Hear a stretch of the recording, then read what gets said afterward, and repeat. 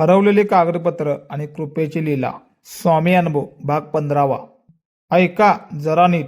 त्या दिवशी माझ्या आयुष्यात धागा सुटला होता. हातातील सगळं स्वप्ने हवेत विरले होते.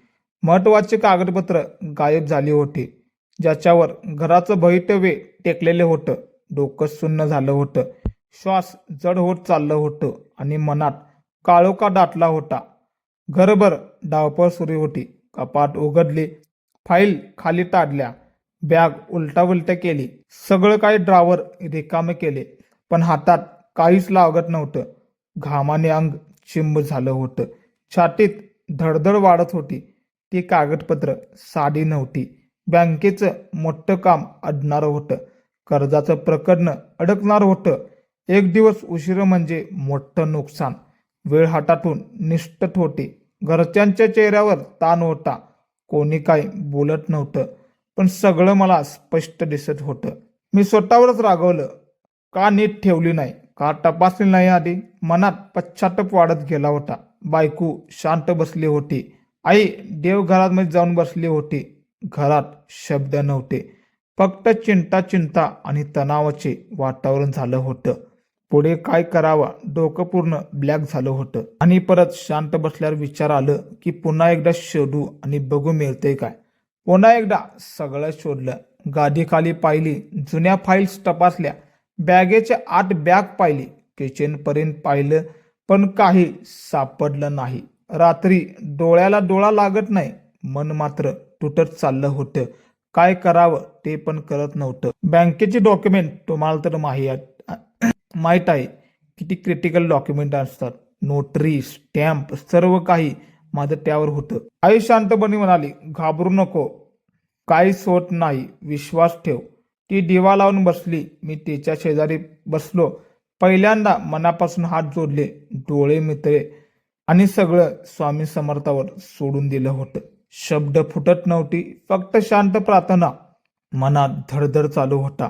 डोळ्यात पाणी आणि अंगावर अचानक हलकासा असा शहारा आला होता. मन थोडं स्थिर झाल्यासारखं वाटत होतं. श्वास हळू झाला होता. आशाची एक किरकोळ रेग उमटली होती. इथून तर सुरावत होते स्वामी समर्थाच्या अनुभवाची आणि साथची. दुसऱ्या दिवशी मी पुन्हा शोधकार्य सुरू केला होता.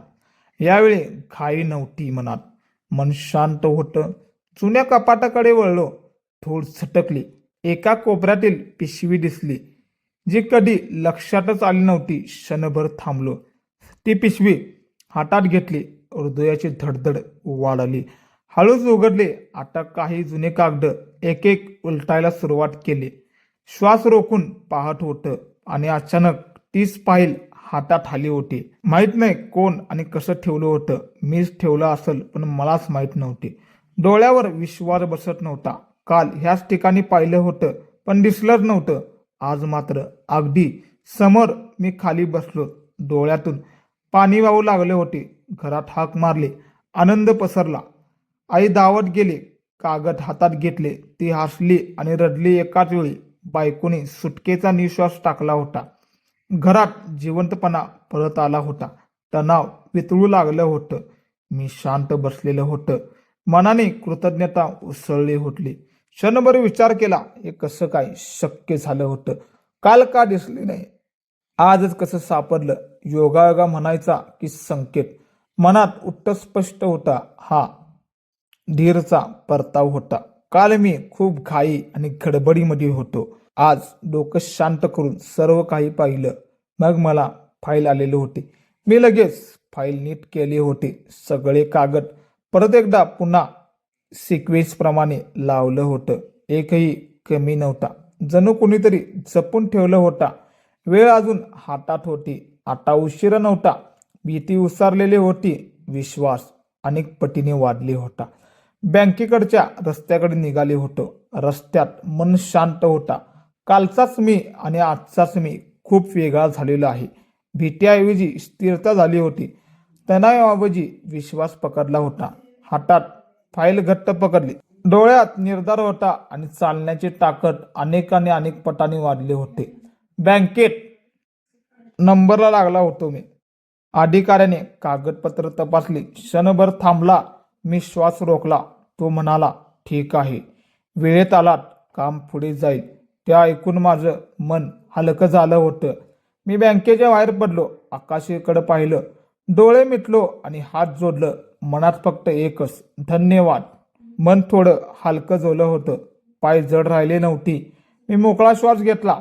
घरी फोन केलं, सांगितलं फक्त कामच झालं. तिकडून आनंदाचा आवाज. आईने देवासमोर पेढे आणि नैवेद्य ठेवला होता. कालचा ताण नाहीसे झाले होते. सगळे निर्धास्त झाले होते. मी शांतपणे हसलो. काल काय होतो, मी आज काय झालो, हे सर्व काही एका प्रार्थना आणि स्वामींच्या लीलामुळे झालं होतं.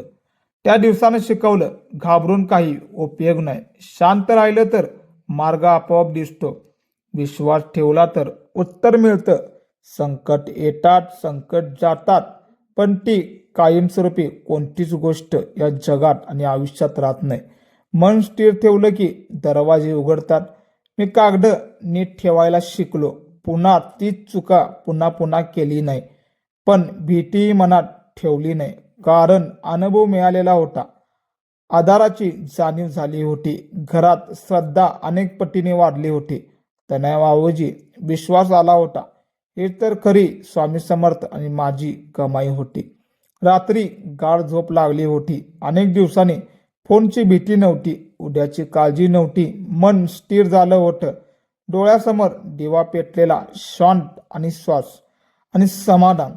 कधी कधी मागे वळून पाहतो तर क्षण आठवतं, जिथं सगळं संपल्यासारखं वाटत होतं, पण तिथूनच सुरुवात झाली होती.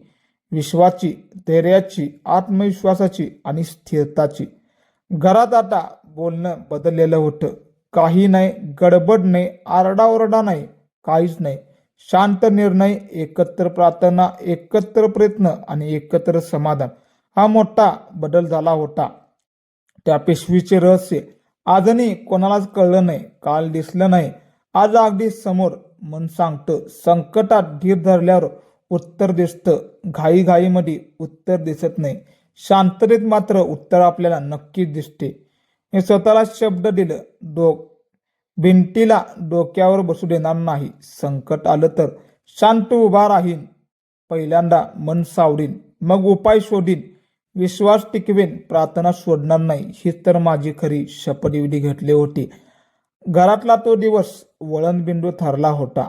आपण एकत्र आहोत हे जाणवलं होतं. संकटाने आपल्याला तोडलं नाही, उलट जोडून ठेवलं आहे. श्रद्धा वाढली, संयम वाढला आणि आत्मविश्वास तिप्पट आणि हजारपट झाला होता.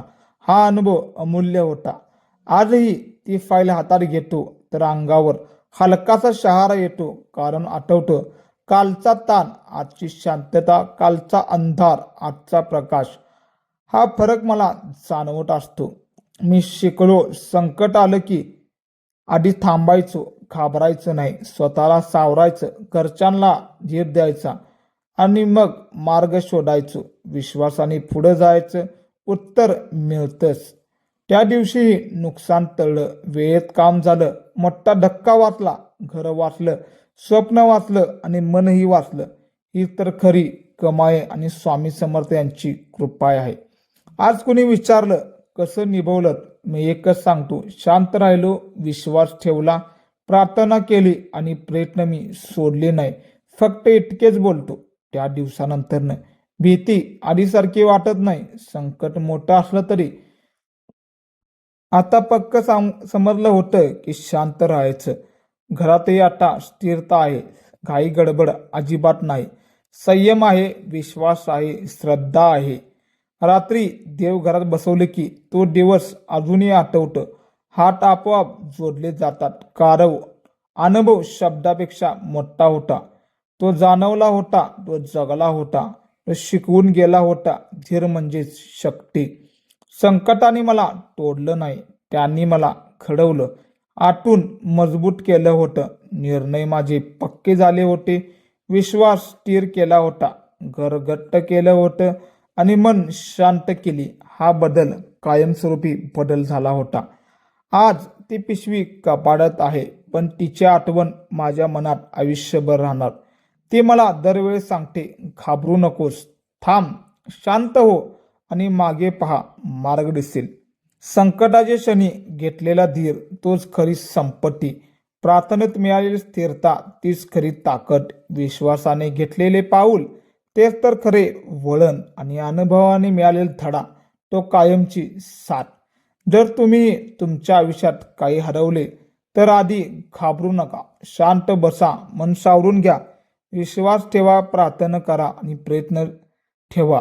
मार्ग आपोआप सापडतात. हा अनुभव मनाला भिडला असेल तर प्रेमाने साथ द्या.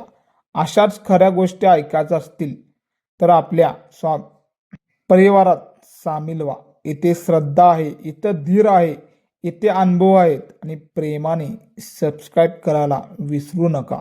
जय जय स्वामी समर्थ.